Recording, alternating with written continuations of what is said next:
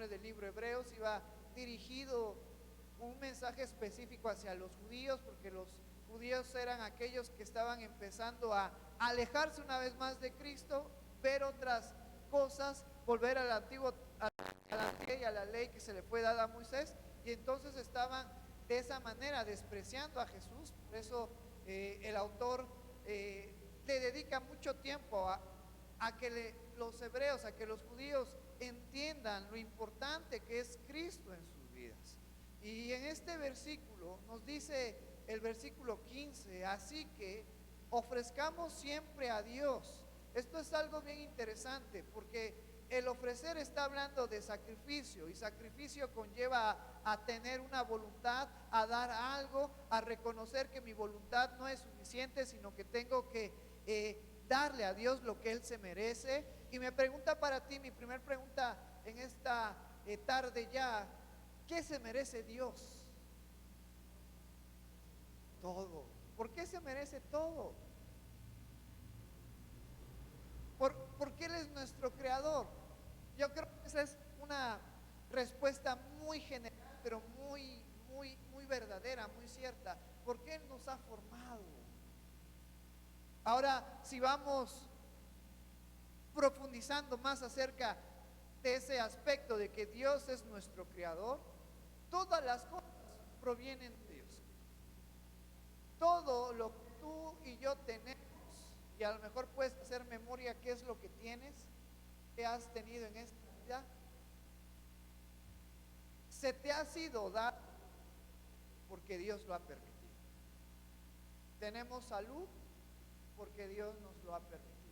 ¿Cuántos de nosotros en esta mañana nos despertamos, pudimos respirar, pudimos a lo mejor desayunar, un tamalito, una tortita, un huevito, un omelette, dice la hermana Kenia, más fifí la hermana Kenia,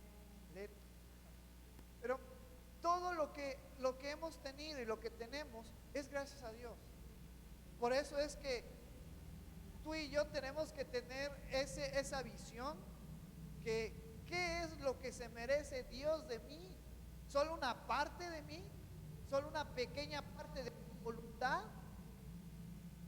Dios se merece todo. ¿Podemos decirlo? Dios se merece todo de mí. Dios se merece todo de mí. Entonces, en este versículo nos dice, así que ofrezcamos siempre a Dios por medio de Él. Y aquí viene lo interesante. Voy a ofrecerle a Dios sabiendo que Dios se merece todo, pero hay una condicionante para que yo pueda ofrecer, para que Dios pueda aceptar lo que yo le voy a dar. ¿Qué es eso?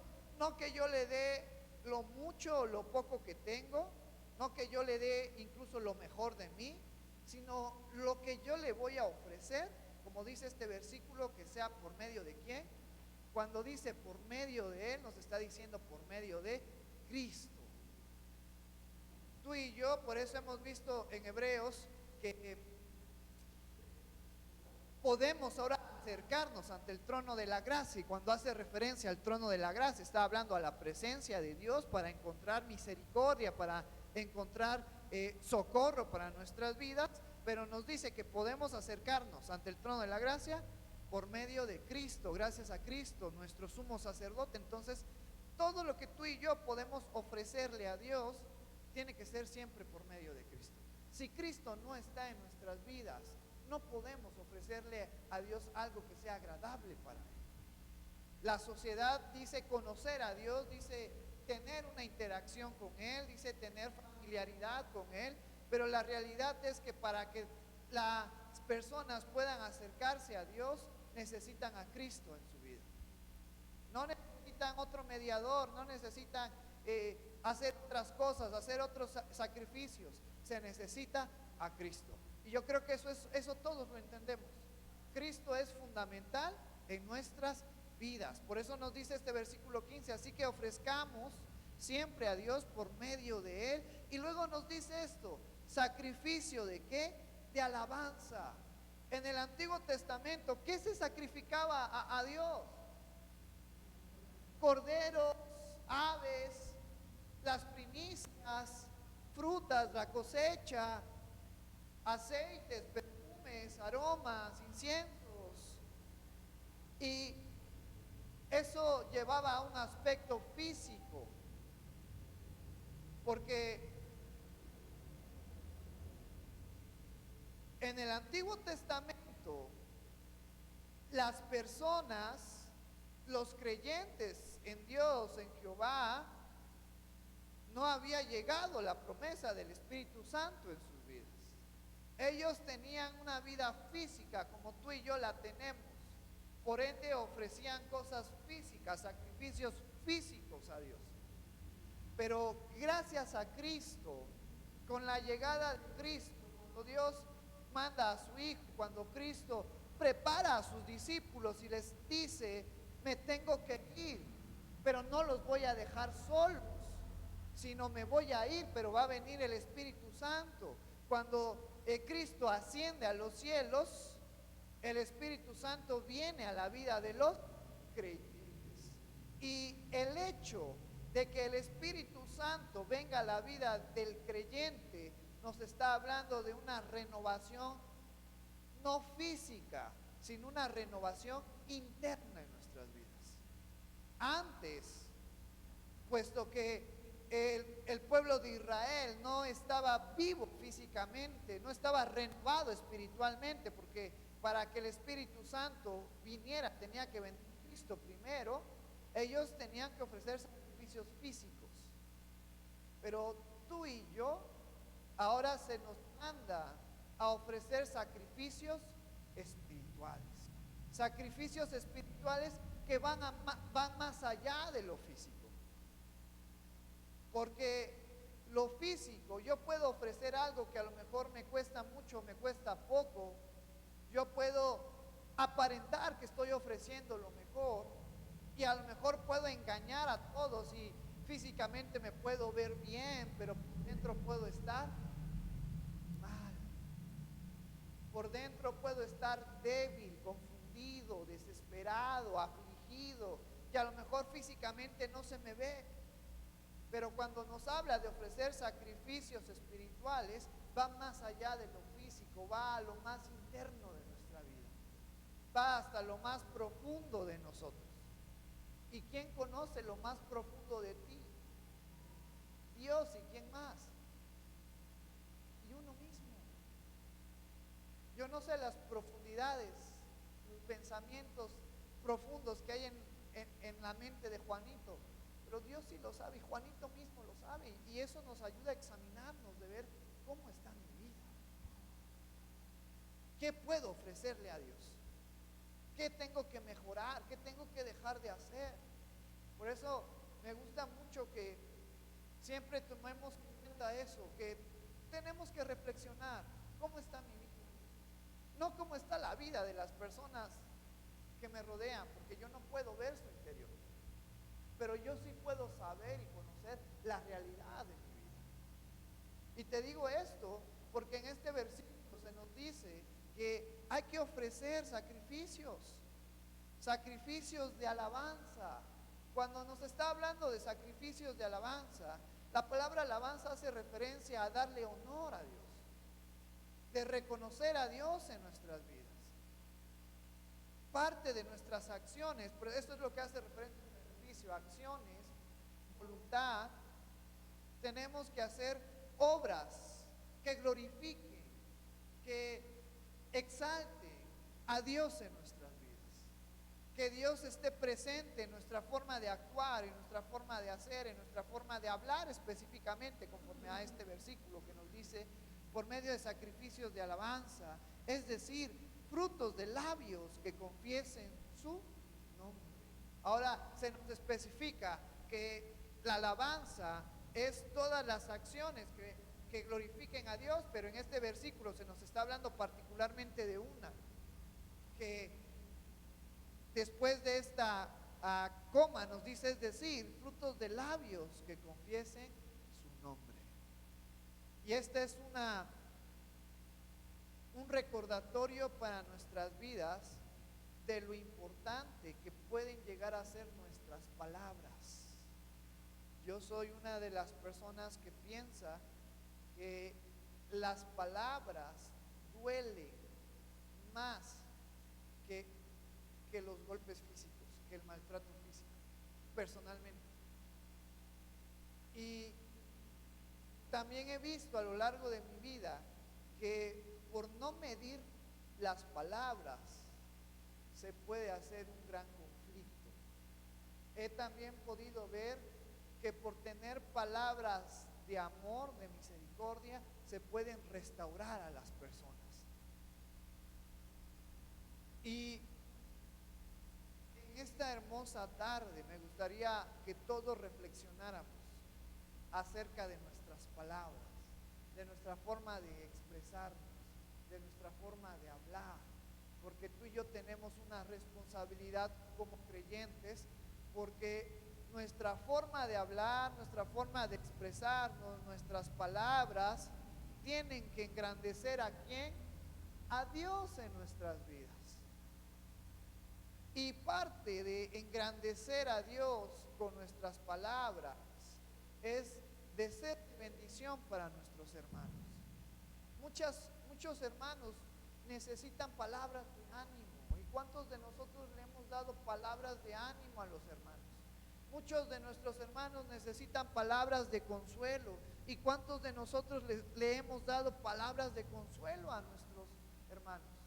Muchos de nuestros hermanos necesitan palabras que redireccionen su camino hacia Cristo. ¿Y cuántos de nosotros somos esos creyentes que dan esas palabras? El libro de Proverbios se nos habla mucho acerca de nuestra palabra, de nuestra forma de hablar, de nuestra forma de expresarnos.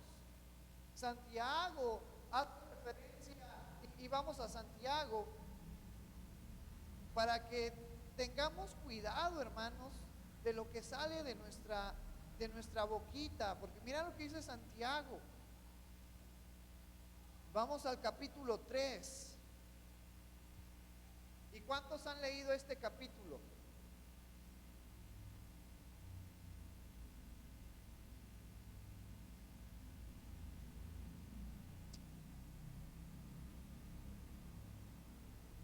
Te voy a invitar a que nos pongamos de pie y vamos a darle lectura a los primeros 3 versículos de Santiago capítulo 3.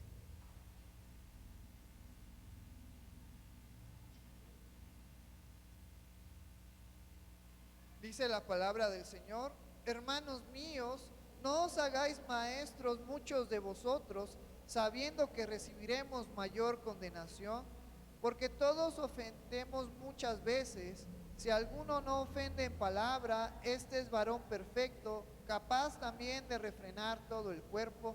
He aquí nosotros ponemos freno en la boca de los caballos para que nos obedezcan y dirigimos así todo su cuerpo. Versículo 4: mirad también las naves, aunque tan grandes y llevadas de impetuosos vientos, son gobernadas con un muy pequeño timón, por donde el que las gobierna quiere. Puedes tomar tu lugar. En estos versículos se nos empieza diciendo que no nos hagamos maestros.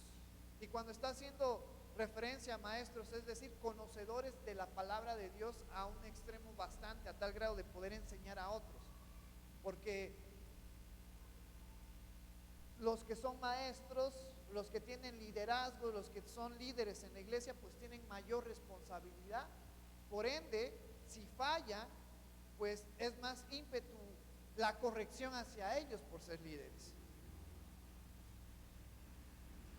Y en estos versículos que vamos a seguir leyendo, yo puedo entender que antes de poder tener mucho conocimiento, primero tenemos que tener el control de las cosas básicas en nuestras vidas. Una de esas cosas que puede ser común en nuestras vidas, pero que es muy peligrosa, es lo que sale de nuestra boca. Luego nos dice en este versículo 2, porque todos ofendemos muchas veces. ¿Quién de ustedes no ha ofendido en alguna ocasión? Todos hemos ofendido. Y eso nos hace reconocer que necesitamos de Cristo en nuestras vidas.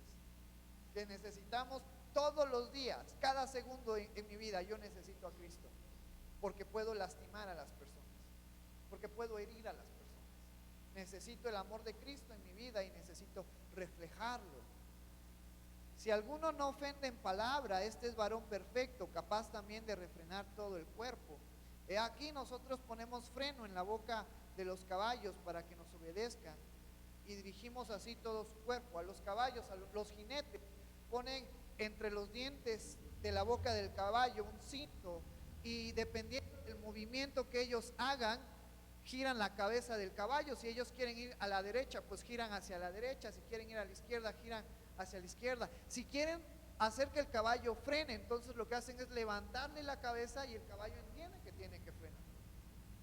De una manera muy sutil pueden controlar a un caballo. Un caballo que dentro de los animales pues de la agricultura, del campo, son fuertes, formidables, aguantan, corren demasiado. Para los que no saben qué tan importantes son los caballos, pues gracias a los caballos, a su potencia y a su velocidad que tiene, empezaron a comparar los motores con los caballos. No sé, a los que les gustan los carros, siempre un carro tiene cierta potencia de qué, o cierta fuerza de qué, de caballo, haciendo referencia a la equivalencia de un caballo. Por ejemplo, cuando dicen, este carro tiene 500 fuerzas de caballo, porque conlleva a montarse a 500 caballos. De esa manera es como se le da la importancia de por qué los caballos marcaron una marca en los carros con respecto a su resistencia y a su velocidad. Pero estos caballos pues son dominados por el hombre poniéndole un cinto entre su boca. Luego nos pone otro ejemplo en el versículo 4: mirad también las naves, aunque tan grandes y llevadas de impetuosos vientos, son gobernadas con un muy pequeño timón por donde el que las gobierna quiere. ¿Cuántos hemos visto los barcos? Son gigantes, pero el timón es el que le da la dirección al barco. Y el timón no se puede comparar a la magnitud de la estructura del barco. Sin embargo, un timón tan pequeño puede darle dirección al barco. Eso es algo impresionante. Y después nos dice en el versículo 5, así también, ¿qué creen ustedes que es el timón de nuestro cuerpo? Así también la lengua es un miembro pequeño, pero se jacta de grandes cosas. He aquí cuán grande bosque enciende un pequeño fuego. Y luego nos pone un ejemplo. La lengua es un órgano pequeño de nuestro cuerpo, pero puede causar grandes destrozos, así como en un campo, antes de que haya llamas esparcidas por todos lados, esas llamas empezaron de una chispa, de algo tan pequeño. Pues esa representación está representando al poder terrible que hay en nuestra lengua. Versículo 6: y la lengua es un fuego, un mundo de maldad. La lengua está puesta entre nuestros miembros y contamina todo el cuerpo, inflama la rueda de la creación y ella misma es inflamada por el infierno. Porque toda naturaleza de bestias y de aves y de serpientes y de seres del mar se doma y ha sido domada por la naturaleza humana. Pero ningún hombre puede domar la lengua, que es un mal que no puede ser refrenado, llena de veneno mortal. Con ella bendecimos al Dios y Padre, y con ella maldecimos a los hombres que están hechos a la semejanza de Dios.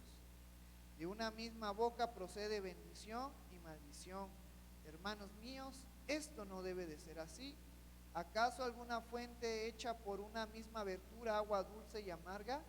Hermanos míos, ¿puede acaso la higuera producir aceitunas o la vid higos? Así también ninguna fuente puede dar agua salada ni dulce. Entonces se nos está hablando que hay un poder destructivo en las palabras que pueden salir de nuestra boca. Con ella podemos bendecir a Dios, pero muchas veces con ella maldecimos a los hombres que son hechos a la imagen de Dios. Eso nos llama a que tú y yo tengamos cuidado con nuestras palabras, porque podemos causar mucho daño. En vez de acercar a las personas a Dios, con nuestras palabras podemos alejarlas. Con nuestras palabras podemos fracturar nuestras relaciones en la familia, con nuestros hijos, con mi esposo, con mi esposa, con mis hermanos, con mis amigos, con las personas. Tenemos que tener mucho cuidado. Y caímos aquí en Santiago porque en Hebreos se nos está diciendo que tenemos que ofrecer a Dios por medio de Cristo sacrificios de alabanza, es decir, frutos que salgan de nuestros labios. Y ahora podemos entender por qué la importancia. Cuando yo estoy peleando y digo muchas malas palabras, no estoy alabando a Dios. Cuando alguien me dice una palabra y yo le digo 10 palabrotas y todavía le macho con otra, no estoy alabando a Dios. Y otra cosa bien cierta aquí en Santiago es que nos dice que es difícil controlar este miembro, pero en Cristo lo podemos. Por eso se nos dice que ofrezcamos sacrificios por medio de ¿quién? Por medio de Cristo. Porque en Cristo tú y yo tenemos el poder, tú y yo tenemos el dominio de poder decidir qué va a salir de mi palabra, de mi boca. ¿Qué va a salir de mi boca? ¿Qué palabras? Palabras que alienten, que den esperanza, que ayuden a mis hermanos, o palabras que los hundan, palabras que los lastimen, palabras que los alejen. Entonces, tú y yo tenemos una gran responsabilidad. En alguna ocasión, algunos jóvenes me preguntaban, ¿por qué no podemos decir groserías? Ahí está. Porque lo que tiene que salir de nuestra boca tienen que ser palabras que edifiquen, que nos edifiquen, palabras que alaben a Dios. Por eso es que nosotros tratamos como creyentes de poder medir nuestras palabras, de ser conscientes del daño que pueden ocasionar nuestras palabras, y que no estamos aquí para que las personas se sientan ofendidas por nuestras palabras, sino al contrario, estamos aquí para animarnos unos a otros, y una manera de animarnos unos a otros es a través de nuestras palabras. Yo te invito a que ahora que terminemos el servicio, dile unas muy buenas palabras a los hermanos. Bendice al hermano, anima al hermano, fortalece al hermano con tus palabras. No vayas a provocar un fuego entre nosotros, sino lo que tiene que salir de nosotros tiene que ser de bendición para nuestros hermanos. Por eso nos dice este versículo 15, es decir, frutos de labios que confiesen su nombre. Y luego dice el versículo 16, y de hacer bien y de la ayuda mutua no os olvidéis, porque de tales sacrificios se agrada a Dios. Dios no nos pide sacrificios de corderos, sacrificios de aves, sacrificios que se hacían en el Antiguo Testamento. Si nos preguntamos, bueno, ¿qué sacrificio nos pide Dios? Pues eso, que con nuestros labios le alabemos, que hagamos el bien, que nos ayudemos mutuamente como familia, como hermanos. Esos sacrificios es los que Dios se agrada de nosotros. Por eso es bien importante entender que tú y yo, más que un conjunto de personas que tienen una religión en común o ideas en común, tú y yo somos familia, tú y yo somos hermanos, unidos por el Espíritu Santo en nuestras vidas. Jesucristo pagó el mismo precio por ti y por mí, y eso nos hace familia. Y que tú y yo estamos aquí para hacernos el bien unos con otros. ¿Cuántos de nosotros procuramos hacer el bien? En alguna porción de las Escrituras nos dice que hay que vencer el mal con más mal, con el bien. Pablo nos dice que aprendamos a vencer el mal con el bien. Esa es la clave para poder tener vidas en victoria. hagamos el bien. Aunque a lo mejor el reflejo, el resultado de ese bien no se está dando como queremos, pero sí se va a marcar por toda la eternidad de nuestras vidas. Por eso en otra parte de la escritura nos dice que no nos cansemos de hacer el bien. A su tiempo vamos a cosechar. Y eso de hacer el bien tiene que ser prioridad en mis hermanos de la iglesia. Tiene que ser prioridad en mi familia, en aquellos que quiero, pero también hacer el bien a aquellos que no me tratan bien, aquellos que a lo mejor tienen problemas conmigo, aquellos que tal vez por alguna ocasión en alguna ocasión estén enojados conmigo. Yo tengo que hacer el bien para todos, parejo. Por eso tenemos en el Sermón del Monte que hay de extraordinario que amemos a aquellos que nos aman. También los gentiles hacen lo mismo. Y luego Jesucristo nos dice, amemos a quienes, a nuestros enemigos. Busquemos el bien de aquellos que nos maltratan y nos persiguen, oremos por ellos. Bendigamos a aquellos que nos maldicen.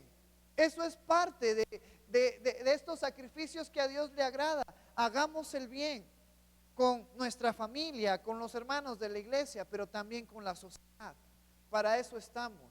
Estamos aquí para sumar, para aportar con nuestras habilidades, con nuestros talentos, con la oportunidad que tengamos de hacer el bien a las personas. Y a su tiempo, Dios va a recompensar ese acto bueno que refleja alabanza a Dios.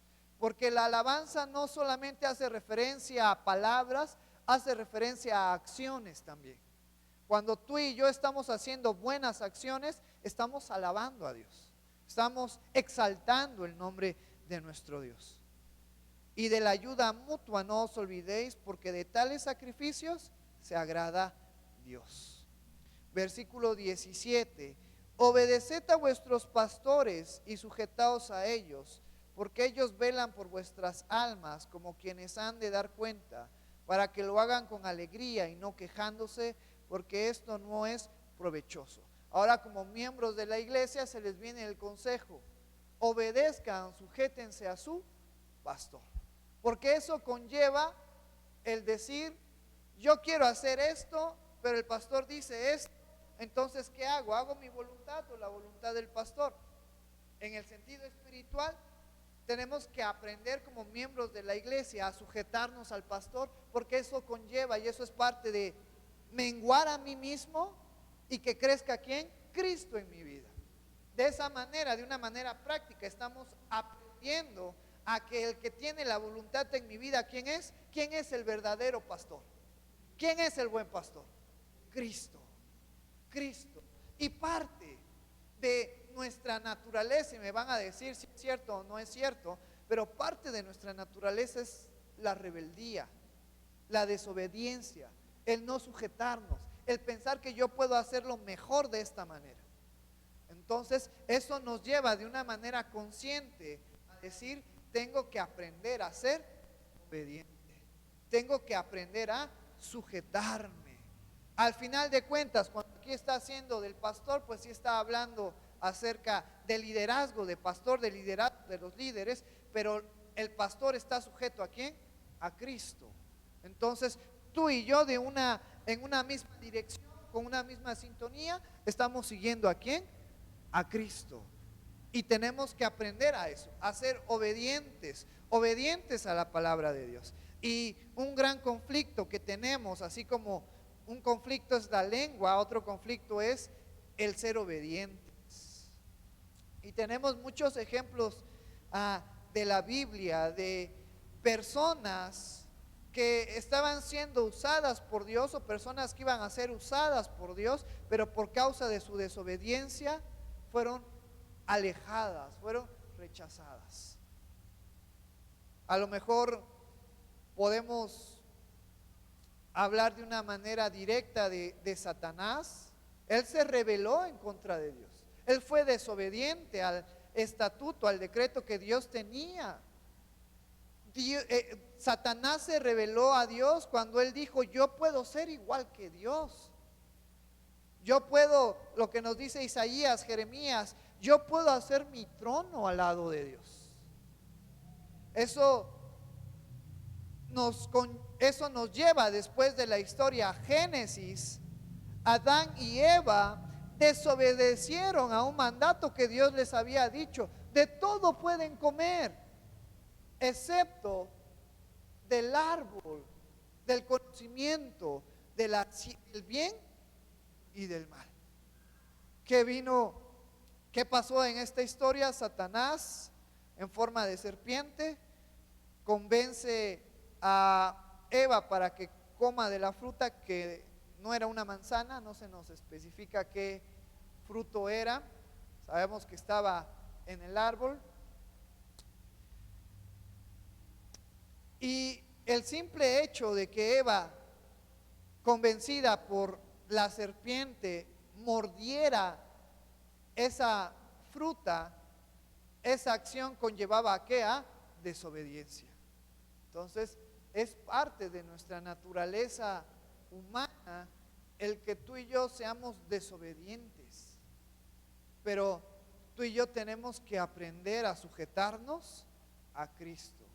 Y una de las maneras prácticas de sujetarnos a Cristo es cuando obedecemos, cuando tomamos el consejo, cuando tomamos la palabra de nuestros líderes de la iglesia, recordando que el pastor y que los líderes de la iglesia quieren el bien de cada uno de ustedes. Yo personalmente quiero el bien de ustedes. Yo quiero que ustedes sean bendecidos por Dios. Yo quiero que ustedes sean buenas personas, buenos miembros de la iglesia, buenos padres, buenas madres, buenos hijos, buenos hermanos. Y te invito a que tanto tú y como yo nos sujetemos ¿a quién? A Cristo en nuestras vidas, ¿sale? Por eso me gusta mucho el versículo 15 que nos dice que ofrezcamos sacrificios a Dios por medio de Cristo, ¿sale? De Cristo se trata todo esto en nuestras vidas. Y luego dice, porque ellos velan por vuestras almas. Parte del trabajo del pastor es cuidar de ustedes, ver por ustedes, guiarlas a que ustedes tengan un encuentro personal, apegado con Cristo, guiarlas en las palabras, a que conozcan más de Dios, más de Cristo, más de las enseñanzas que Cristo nos ha dejado, como quienes han de dar cuenta, porque cada pastor de la iglesia va a dar cuenta de los miembros que Dios le permitió tener. Entonces, por eso es una responsabilidad para el pastor, porque yo en algún momento, cuando sea llamado a la presencia de Dios, voy a dar cuenta del trabajo que yo hice por cuidarlos a ustedes. Eso conlleva a que tanto tú y como yo tenemos que trabajar juntos, en armonía, para que ustedes sean premiados, para que yo también sea premiado. Entonces, por eso yo no sé si se acuerdan, pero a veces les digo, yo los necesito a ustedes. La iglesia no la forma un líder, la iglesia la formamos todos. Tanto yo como ustedes somos importantes. Yo no soy más importante que ustedes, yo soy igual que ustedes. El más importante en esta iglesia es Cristo en nuestras vidas, ¿sale? Entonces, ánimo, trabajemos juntos, porque luego mira qué dice ya para terminar este versículo: para que lo hagan como quienes han de dar cuenta, para que lo hagan con alegría y no quejándose, porque esto no es provechoso. ¿Cuántos de ustedes en algún momento de su vida han dicho, yo apenas si puedo con mi vida? Yo lo he dicho muchas veces, yo apenas si puedo con mi vida, pero ahora como pastor tengo que ver no solamente por mi vida, sino por la vida de cada uno de ustedes. Y eso es un gran reto, eso es un gran peso. Pero si Dios me puso aquí es porque Dios me va a ayudar, es porque también de alguna manera estuve dispuesto, sabiendo la responsabilidad del sacrificio que conlleva y estoy contento, pero échenme la mano. Nos necesitamos.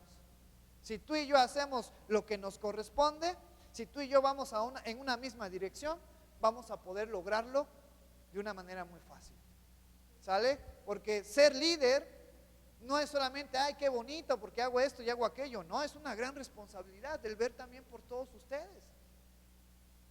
Y si a veces yo no puedo con mi vida, si a veces ya estoy cansado y frustrado por mi vida, cuánto no más cuando tengo que cuidar muchas personas más, muchos miembros más. Pero lo hago con amor, lo hago con cariño, sabiendo que el que nos da las fuerzas es Cristo. Por eso todo se trata de Cristo. Por eso, y puedo hablar bien de ustedes. Puedo decir que a mis 2 años de pastor solamente tengo 3 canas. Entonces, vamos bien. Vamos por buen rumbo. De hecho, ahora que fui a Boise, que estuve con los pastores, un anciano de la iglesia me decía, qué buen trabajo estás haciendo en tu iglesia porque te ves más joven, me decía. Entonces, gracias a Dios porque me tocó miembros buenos que aman a Dios también. Entonces, nos necesitamos juntos para poder seguir adelante. Luego nos dice, ya para ir terminando el versículo 18, orad por nosotros, pues confiamos en que tenemos buena conciencia, deseando conducirnos bien en todo, y más os ruego que lo hagáis así para que yo sea restituido más pronto. Aquí de estos 2 versículos, el autor de este libro era un líder, tenía muchos conocimientos, era respetado por los judíos, era respetado por los creyentes, y esta persona, haya sido Pablo el autor del libro o haya sido alguien más, sabemos que era una persona importante. Y en este versículo 18 no nos dice, y yo voy a orar por ustedes, para que ustedes sean mejor y ustedes crezcan, sino que está pidiendo oración. Orad por nosotros, porque la realidad es que tanto los miembros de la iglesia como los líderes de la iglesia necesitamos oración. La oración es fundamental, la oración es importante en nuestras vidas. No porque yo soy pastor significa que no necesito oración, que no tengo debilidad, que no tengo momentos de confusión, momentos de debilidad, momentos en el que a lo mejor he caído. Así como muchos de ustedes me dicen, pastor, ore por mí, yo les puedo decir en esta hermosa tarde, gracias por sus oraciones, porque yo también necesito las oraciones. Yo necesito que ustedes oren por mí, porque también tengo luchas, porque también tengo batallas, porque también tengo necesidades, porque también tengo debilidades. Por eso nos necesitamos mutuamente. El líder no es aquel que se enaltece y dice, no necesito de ellos, sino ellos necesitan de mí. Un buen líder es aquel que entiende que ambos nos necesitamos.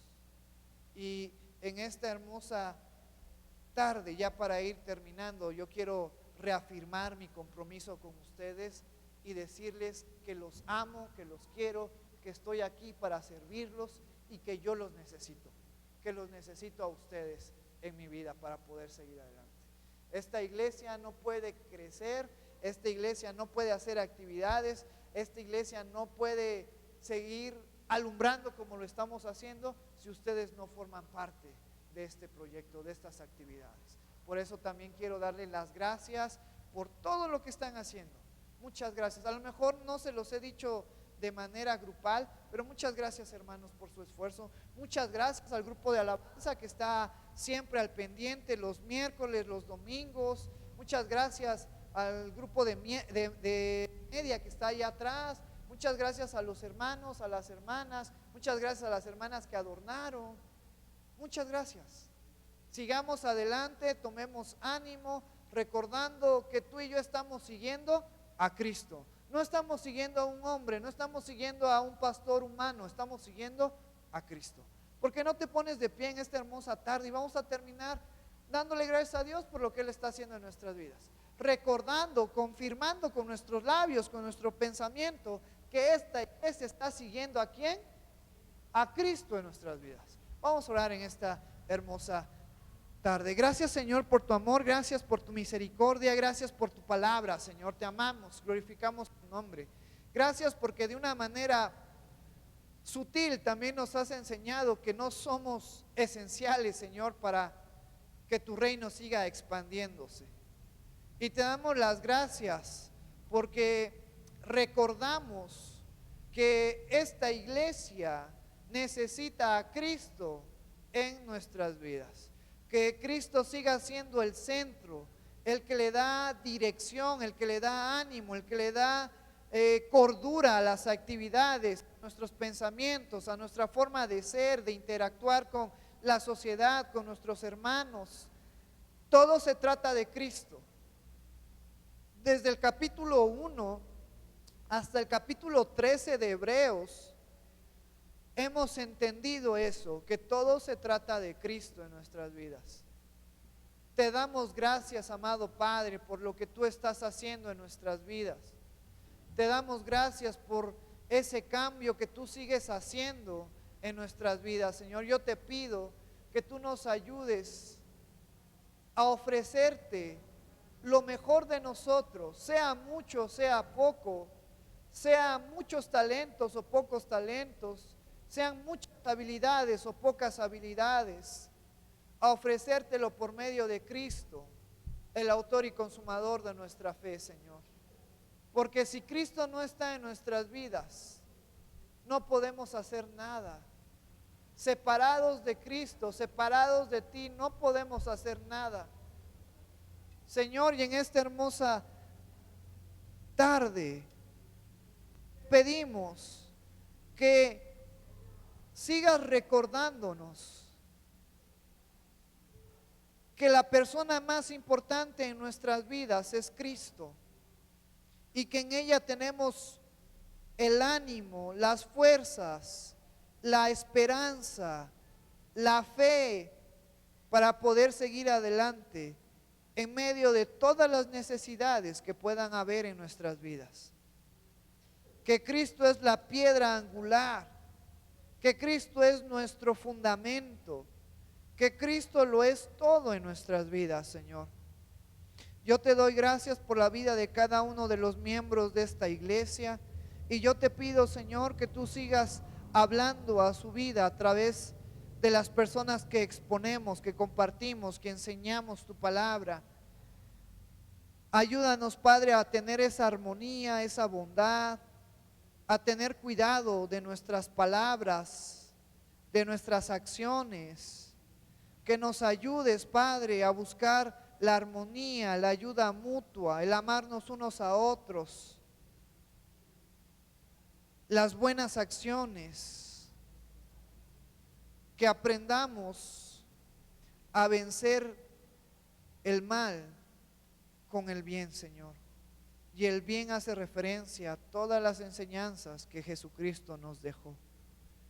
Te damos gracias, Señor, porque tú eres bueno y tú eres maravilloso, porque tú eres bondadoso en nuestras vidas.